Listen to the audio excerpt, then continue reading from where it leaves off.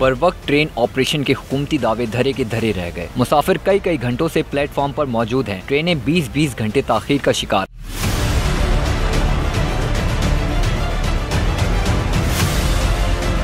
ताखीर से मुसाफिर बिलबिला उठे। हुकूमत और इंतजामिया को आड़े हाथों ले लिया। पूरा दिन 24 घंटे, वो तो डेट भी चेंज कर दिया आपने।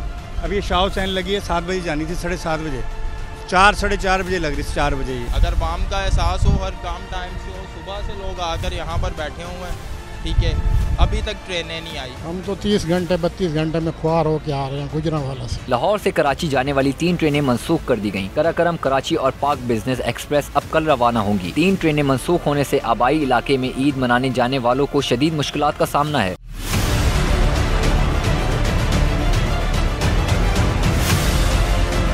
कोयटा के मुसाफिरों के लिए बिला आखिर अच्छी खबर। स्पेशल ट्रेन 750 मुसाफिरों को लेकर पेशावर रवाना होगी। ट्रेन कोयटा से बरास्ता सिब्बी, मुल्तान, साहिवाल, लाहौर से होते हुए पेशावर पहुंचेगी।